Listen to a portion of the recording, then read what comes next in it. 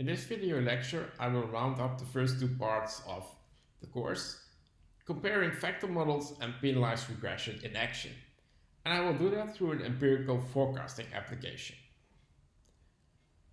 So, we can describe the overall framework as we have a high-dimensional regression model with a high-dimensional matrix X and a low-dimensional matrix W, which are variables that we anyways want to put in our model. So in the case of the factor model, we had them just added to the regression directly. In case of penalized regression, what we would do is simply add those variables without putting a penalty on their coefficients. But if we are anyway sure that we want these variables in, we can just add them without putting a penalty on our beta W. Of course, it means that M, the dimension of this W matrix, must be small. And of course, you could have it equal to 0. Now, there are a bunch of things that we might want to do with our high-dimensional regression model. Well, basic thing is, of course, estimate our model. So we want to get estimates of beta hat. Of course, here we already realized that with the factor model, we don't actually get a beta hat X. Right, we get a beta hat F, where the factors are estimated from X. Now, what we also want to do then is predict. For instance, predict the next observation of Y using that regression model that we estimated. Again, for the factor model, instead of beta hat prime X times Xn plus 1, read here F hat n plus 1. Still, the logic is the same because we're using Xn plus 1 to estimate then our factors. We might want to select variables if we do penalized regression, of course, because with factor models that already becomes more complicated. And then, of course, we might want to do inference. So inference on our beta factors or inference on the predictions. So what can we do with the models that we looked at so far? So I'm just comparing here in a quick overview table. What are we going to do with penalized least squares? What are we going to do with factor models? Well, estimation, of course, we can do with both. Point prediction, we can do with both. And that's what I'm going to focus on today in the application, the point prediction part. Of course, variable selection we cannot do with factor models because, well, that's not what factor models are designed for. So if you want to do variable selection, you should really go for lasso or other penalized regression methods. Well, inference, you can in fact do with both, although with the factors it's a bit strange because it's fairly meaningless to do inference on the coefficients of the factors, given that the factors have no meaning in principle. They are a rotation of true factors, and we don't know what rotation. But you can, of course, do prediction inference because there we don't need that anymore. That is something you can do. Now, what we've been doing so far is for penalized regression saying we can use oracle properties to do inference. So essentially, we fit our high-dimensional regression model using, for instance, the lasso or the adaptive lasso or elastic net. And then we could treat the selected parameters as if those were the ones we started off with. So you can just do least squares type of confidence intervals for these parameters. Or you could even re-estimate the model with least squares and just do standard least squares inference. Now what we will see from next week on, in the last part of the course, is that actually that is a very bad idea. So ignoring this whole step of selecting variables, of doing model selection is a very bad idea. And we'll discuss why this is a bad idea and methods to address that. But that will come later, so take this with a grain of salt here, these check marks in the bottom part. We're now going to focus here on the top part in this empirical analysis. Right, so let's change these to question marks because they will still be treated in the last part of the course. Now, we're going to do an empirical illustration of fitting factor models and penalized regression models to economic data. What I'm going to use is the so-called FredMD dataset. So if you click on the link, you can actually directly go to the website where you can download this data set, which is a very nice data set because it's already made.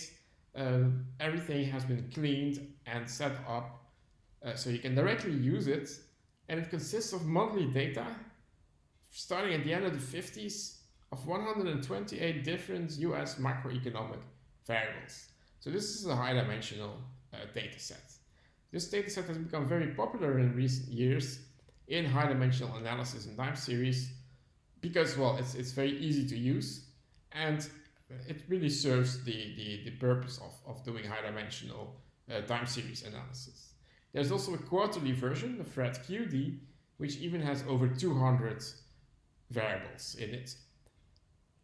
Now, given that these are economic time series, many of them have unit roots, some even are I2, some we should take logs of to get the growth rates. Well, part of this data set comes a list of codes we can use to transform the data appropriately, so we don't even have to bother with unit root testing ourselves. I just used the recommended transformations. And then what I'm going to do is I'm going to pick one of these 128 series as my series object of interest, and I'm going to want to forecast that H periods ahead by fitting a model based on the data in the current period, so the series itself, but also all the other series. So here X are only 127 other series, and lags up to order K of the series itself and of all the other series. So I get K plus 1 variables here. I have 127 variables here, but actually times K plus 1. So this very quickly becomes a pretty high-dimensional system that I'm going to estimate. Now I'm going to write it here in a general form, not going to put linearity yet, just to give you the idea that, you know, what we want to do in general is just fit some function f, and we want to estimate that function. And this you could in fact also do with nonlinear functions. So you could also, for instance, add interaction terms and transformations of these variables. I'm not going to do that in the analysis though. Well, how do I then forecast? Well, I get my estimates and then I simply obtain using the last observations, I obtain what is going to be my observation H periods ahead. So the model that we're taking, so now I'm going to look at the linear model because that's in the end what we've been looking at. It's simply the standard setup that we have for factor augmented regression models and penalized regression models. So for factor augmented regression models, I'm going to add the lags of y. So these will be my W's. And I'm going to add the estimated factors. And the estimated factors are going to estimate by principal components from all the other variables in X. And then estimate this regression with least squares. Whereas for penalized regression, I'm going to do lasso and elastic net. And I'm going to estimate the high-dimensional regression model with the axis in it directly. And to make sure I'm doing it consistently with the factor augmented regression model, I'm not putting a penalty on beta y. So the lags of y, I'm not going to put a penalty on. Now let's look at some sort of things that we get out. I will go into which variables I will forecast later. But now let me just put all variables in and try to select the number of factors. So I'm not doing 127, but I'm doing all 128, and I want to see how many factors actually are present. And I'm doing it on the whole data set now. And then what I plot here is the estimated number of factors using IC1, IC2, and IC3 by NA as a function of the maximum that I allow for. And here what you see is this typical result that, in particular in this area where we would be most interested in, right, where the number of factors is low, that you often hit the maximum you allow for. So here it happens up to 6 factors that I will hit the maximum. So I would definitely need to allow for more than 6, and then it depends on which criterion. So my IC2 is going to stick with 6, IC1 is going to stick with 7. IC3 is a bit annoying because it actually goes up to 10 here, and then it stays on 10. Well, actually, when I allow for many more factors, it starts increasing again. Of course, you would not really want to be in this part of the graph. So if I would follow this, well, how many should I allow for? Well, I guess somewhere between 6 and 10 would be a reasonable choice. So what I'm going to do is I'm going to pick 8 for the simple reason that 8 is the number that many people have used with this data set. And these are the factors. Well, there's not much you can see, obviously. So we don't really see what is going on here with these factors. It's also very hard to give them a meaning, to give them an interpretation of what they mean. So to still be able to say something about them, I'm going to do what Stock and Watson proposed. And what Stock and Watson proposed is to run a regression of each series X on each factor and then record the R-squared, with the idea that if individual series are important for that factor, then they should have a higher R-squared, that regression, than others. And so what you see here is the factors are here on the vertical axis. So this is the first factor, second factor, and so on, up to the 8th factor. These are all the variables in my data set, and I've grouped them together according to the classes that the authors of the data set, McCracken and Eng, proposed. So they say there are 8 groups. So the first group is output and income. The second group is the labor market. We have a housing group, consumption, money and credit, interest rate and exchange rates, prices, and stock markets. And then I'm going to look at these R-squares, and actually you see quite some interesting things here. Because you see that this first factor loads heavily on output and labor, whereas not so much on any of the other rates. So even though, well, as we said, we don't know what the factors represent because they are some sort of rotation of true factors, it does seem that we can match up this first factor with something like a real economy factor. It really goes on these two categories. Whereas the second factor loads heavily on the price category. So this could be a nominal economy factor. This is really on prices. And then the third and fourth are on interest and exchange rates. So that's also quite interesting to see. And in fact, if you would subdivide these categories, you would see that one goes actually on interest rates and the other one goes on exchange rates. So we also seem to have an interest rate factor and an exchange rate factor. The remaining 4 are more difficult to interpret, and it's not so easy to see where they load on. The 7th one here seems to load more on money a bit, but it's not so clear-cut as for the first 4 factors. So this is definitely not a formal analysis. This is really a purely descriptive analysis, but still it gives us some insights in what the factors actually are made of. Now let's go to the forecasting part. I'm going to forecast industrial production. So industrial production is available monthly, and for that reason it's often used as a monthly proxy for GDP, for output. Of course, GDP is only available quarterly, so you can see that forecasting industrial production as a forecasting exercise into output.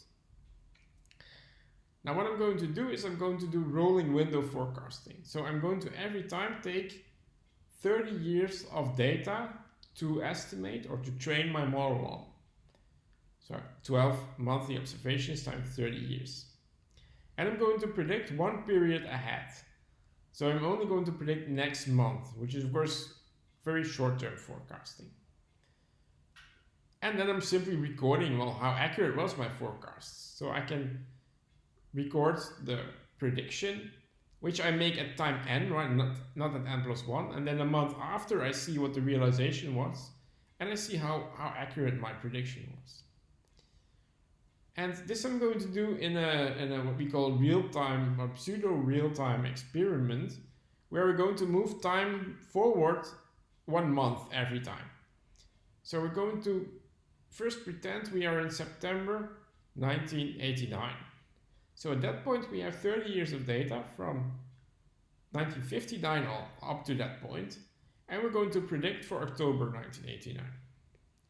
So we're not using any knowledge from inside the data set from October or after, which is why it's real time, right? You could, well, if assuming you would actually have the data in September, you could do that forecast at that time. And then I'm going to move 1 month forward. And I'm going to then move towards forecasting November while I'm actually in October 1989.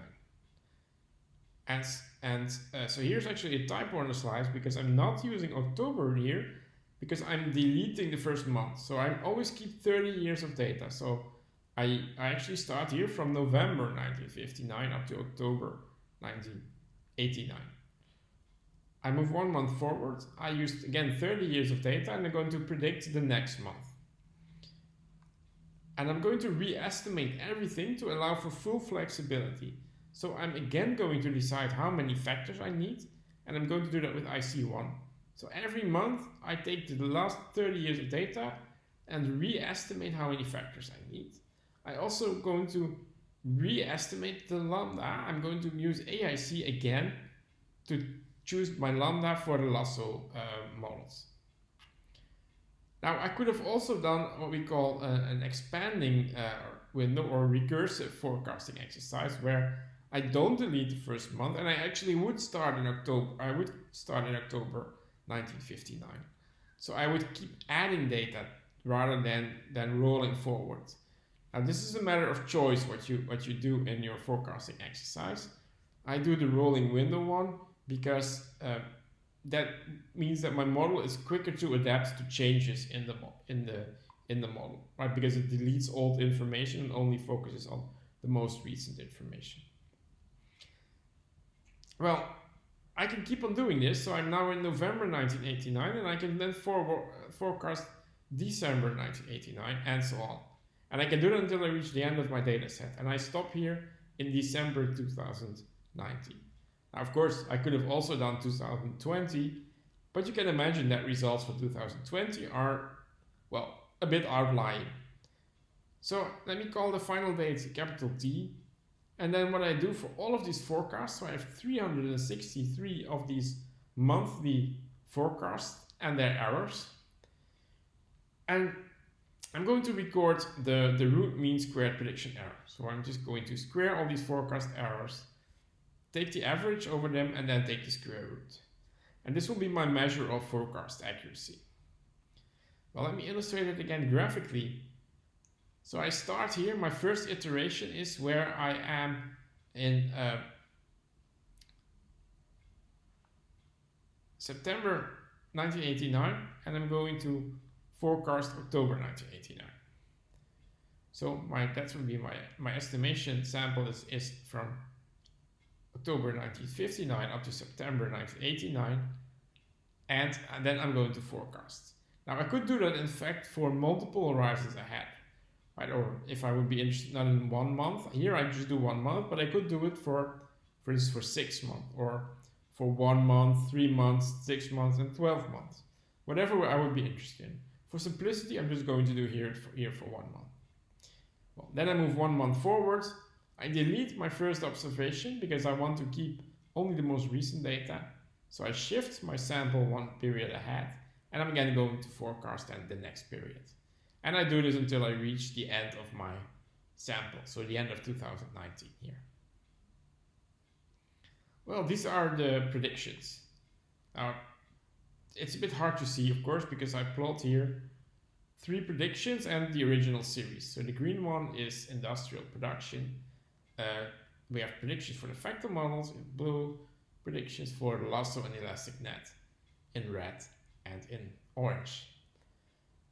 There's not much we can see. The only thing we can see here is in terms of the financial crisis that suddenly everything becomes very wild, but also that we get very weird upward predictions from lasso and elastic net, which of course are rather off. And so in fact, what we have, if we calculate the root mean squared error, the factor model does best. It's mostly can be explained through this period where the lasso and elastic net really are off a lot. And in the end, the lasso is 20% off, worse off than the factor model of accuracy. Elastic net is even almost 80% worse off. So it seems that actually on this data set and the way I implemented it here, the factor model is the most accurate.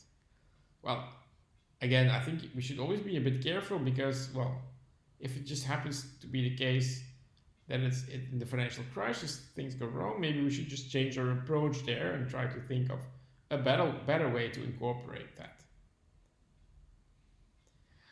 Now, let's look at the results in a bit more detail. And let's plot now the prediction errors. So now I'm not doing the predictions themselves, but I'm doing the error. So how much off are the predictions? And well, I also, because I already was hinting at the financial crisis, what I'm adding here is these green shaded areas are recessions. Well, again, we see here very clearly the financial crisis, the big recession. This is where the forecasts are very inaccurate, in particular lasso and elastic net, but actually also the factor model is not doing great there. The factor model could also not predict the financial crisis correctly.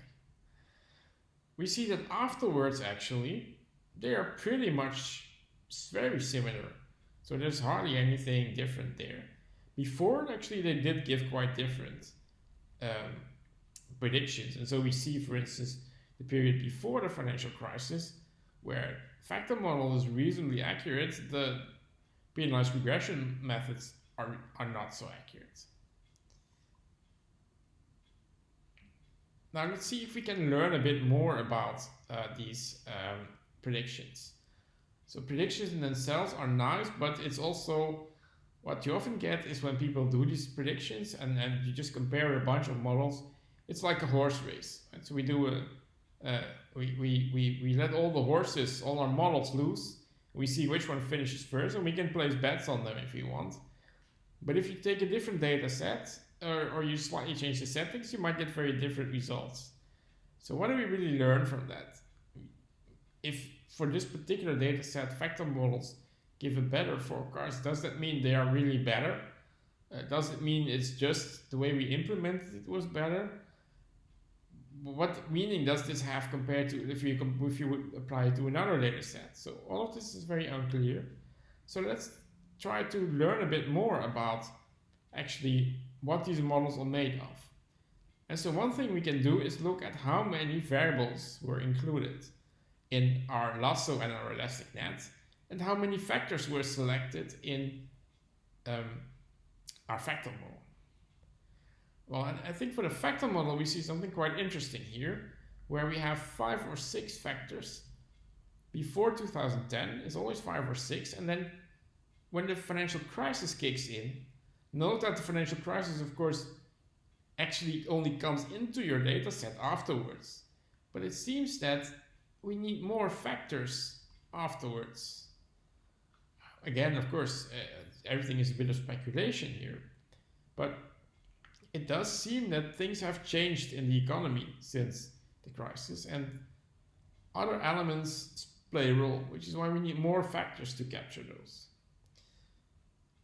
We don't really see that kind of pattern for lasso and elastic net, although we do see also an increase here after the crisis in the variables, but actually also already before more variables were included. And interestingly, actually, in this period where we have here before the crisis, let me go back a few slides, or one slide here to prediction error, we see that actually the lasso and elastic net were quite off in this period. And this is corresponding in this period where many variables were included. So, well, did we get the wrong variables here? That we put in too many? Well, it does not seem to be a coincidence. Now, something else you also see is elastic net tends to include more variables than the lasso. It's always a bit above, but the pattern actually is very much the same. So you get very similar patterns. but ElasticNet tends to include more variables than lasso. And this is of course perfectly understandable. That's exactly what theory tells us, and where the lasso has, if it has variables which are highly correlated, it tends to select one of them, where ElasticNet would group them together and select all of them. So we would indeed expect to see ElasticNet selected more, in particular because in this micro data set, of course, there are some variables which are highly correlated, quite a few of them. Also note that quite a lot of variables actually get included, right, around 300. Now let's have a look, and as far as we can see that from this graph, at which variables get selected by the lasso. Now on this horizontal axis are all the variables in our data set. You can't really see much from that obviously, but the problem is of course also that we simply have too many variables. We have 127 times 7 legs, so that gives all these variables here. This gives them each model over time. So the first model estimated in 1989 up to the last model estimated in 2019. And overall, it does seem to be relatively stable. I mean, you would expect stability if a full column gets red. So a red dot means the variable gets selected. And overall, we do see that there are clearly column-wise structures. So for instance, you very clearly see here variables that tend to get selected all the times, whereas here you get variables that never get selected. And it doesn't hold always. If we look, for instance, at this part here, we see that these variables do not get selected anymore in the end of the sample period, whereas they would get selected here. So there is some variation, but the variation does not seem to be that dramatic. Again, here we see clearly variables which are never selected or hardly ever. Well, the fact is, of course, actually in this graph there are way too many variables to see something meaningful, and if you really want to say something meaningful, you'd have to zoom in on parts of the graph. Well, I leave that as an exercise for you. I'm not going to do that here. Same thing we can do for ElasticNet. So we would hope that ElasticNet is actually more stable. Right? Whereas for lasso, with these highly correlated variables, only one gets selected. It might be that switches from period to period. And you would hope that for ElasticNet, that doesn't happen. The same variables get included. Well, if we look at the graph here, we actually don't see much different from the lasso graph on the previous slide.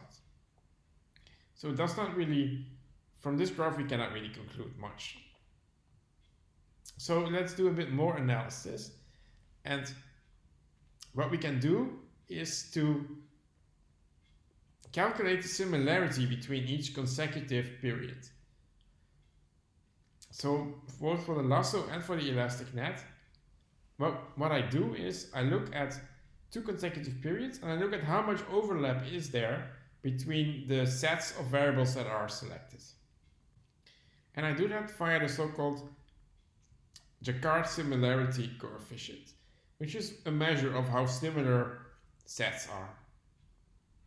So if that would be equal to 1, then the sets would be identical, and if that would be equal to 0, then they would not have any elements in common.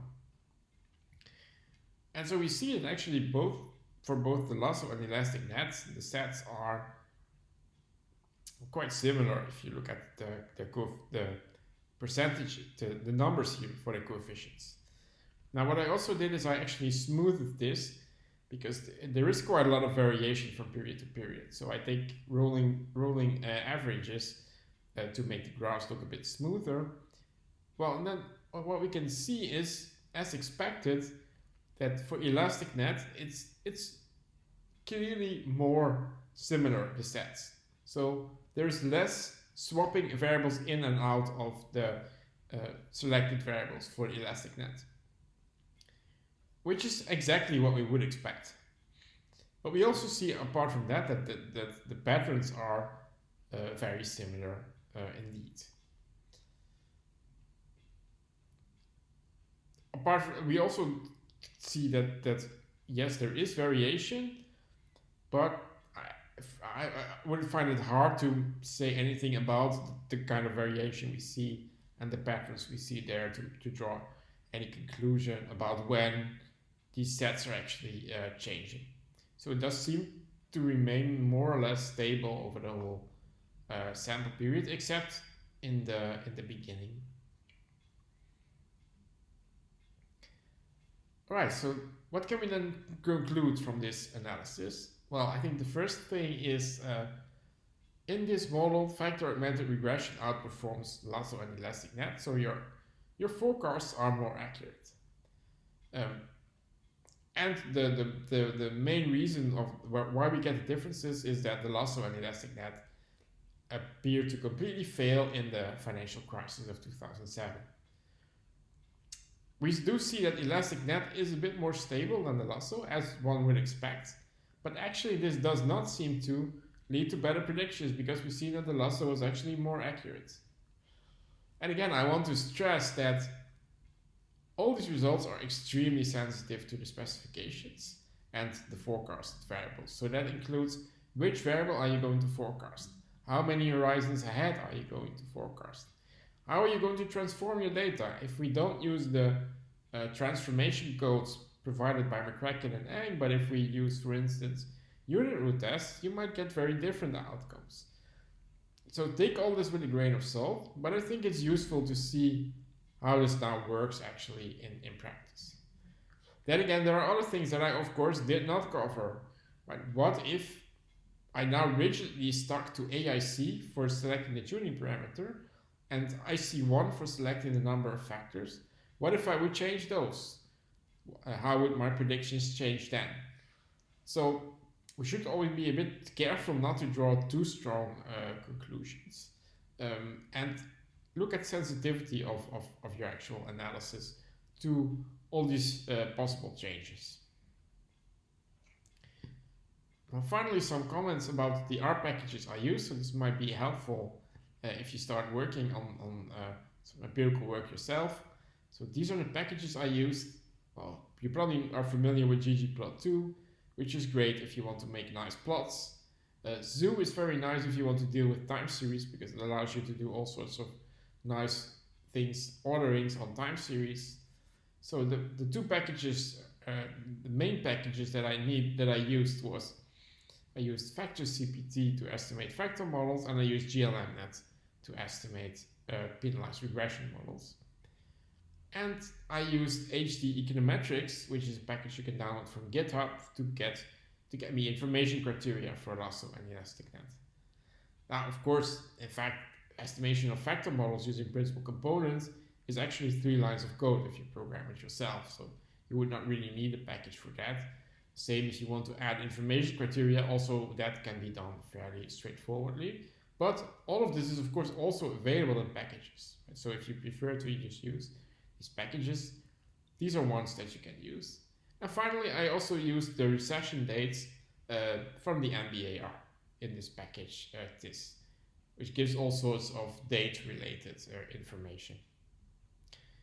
That brings me to the end of this empirical comparison, and that brings me to the end of the second part, actually of the first and second part of the course. So what we will do from next week on is we'll have a look at doing inference. So far we said yes, that's all okay, but well, it's actually not okay, and we'll look at what are the dangers when you do inference after you did model selection. So for instance, with the lasso, after you selected variables, what are the dangers? And then we will look at methods which are designed to address these issues.